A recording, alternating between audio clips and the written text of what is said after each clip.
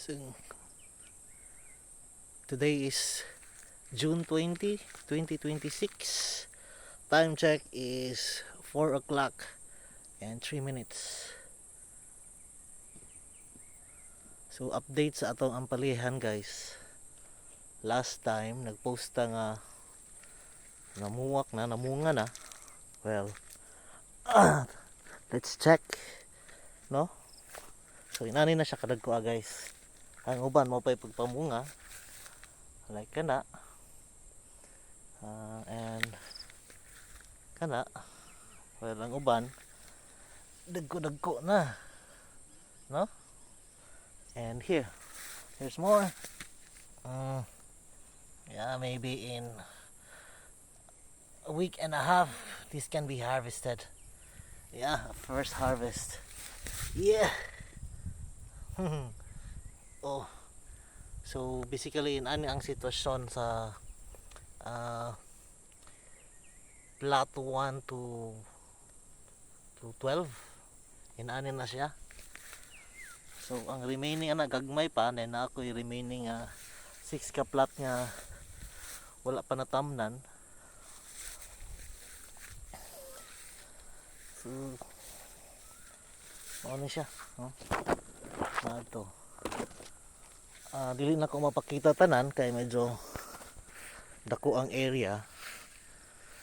So ang uban nakaabot na siya sa upper trellis, ni sugod na siya og spread, no? Well, the vines are really healthy. That's what I like.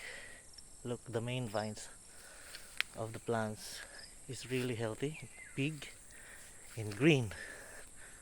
Look at that. Look at that. Yeah, I love it. I really love it. Yeah, there. So ngita patag medyo dagko na nga bunga. Here it is.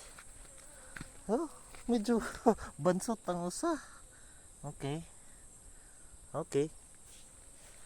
Alright.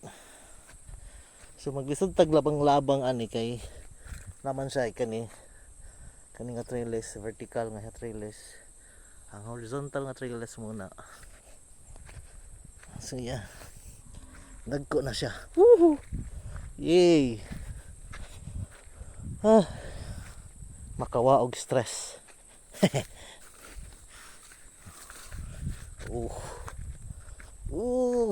I think nabali ni. Sayang.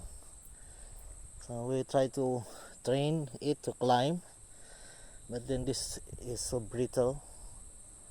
So next time mag-amping nami. Sayang pagka kayo unta siya. Pero naaman po bunga dayon. Nasa man tong dako-dako. Yan dako na. So basically inani ang sitwasyon karon sa mga bunga dire.